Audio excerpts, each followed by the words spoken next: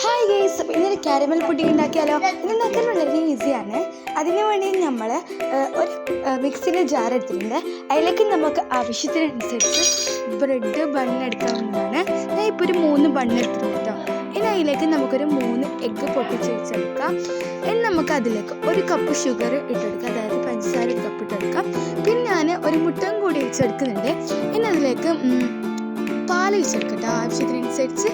ഇനി നമുക്ക് vanilla essence ആണ് ഒഴിച്ചെടുക്കേണ്ടത്. അപ്പോൾ വാനില എസൻസ് ഞാനിപ്പോൾ ഒരു 2 മൂടാണ് കേട്ടോ, 2 ഡ്രോപ്പാണ് ഒഴിച്ചെടുക്കുന്നത്. അപ്പോൾ ഇതാ വാനില എസൻസ് ഇല്ലെങ്കിൽ ഇത് അത്ര ടേസ്റ്റ് ഉണ്ടായില്ല കേട്ടോ.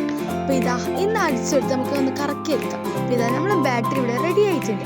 ഇനി അതിന് വേണ്ടിയിട്ട് ഫ്ലെയിം ഓൺ ചെയ്ത് ഒരു പാൻ വെച്ച് അതിലേക്ക് 1 കപ്പ് ഷുഗർ ഇട്ടെടുക്കാം. അതിലേക്ക് കുറച്ച് വെള്ളം ഒഴിച്ചെടുക്കാം. നന്നായി ഒന്ന് മിക്സാക്കി വെക്കാം. ഒരു 5-6 മിനിറ്റ് നന്നായി ഒന്ന് മിക്സാക്കി എടുക്കണം. കാരണം ഇത് ഒരു ഡാർക്ക് കളറായി വരുമ്പോഴാണ് നമ്മൾ കാരമൽ റെഡി ആവുന്നത്. അതുവരെ നമ്മൾ വെയിറ്റ് ചെയ്തുകൊണ്ട് നന്നായി ഒന്ന് മിക്സാക്കി എടുക്കണം. അപ്പോൾ ഇതാ കാരമൽ ഇവിടെ റെഡി ആയിട്ടുണ്ട്. ഇനി അതിലോട്ട് നമ്മൾ ബാറ്റർ ഒഴിച്ചെടുക്കാം കേട്ടോ. അപ്പോൾ ഞാൻ ഈ ഒരു പാത്രത്തിലാണ് ആക്കുന്നത്.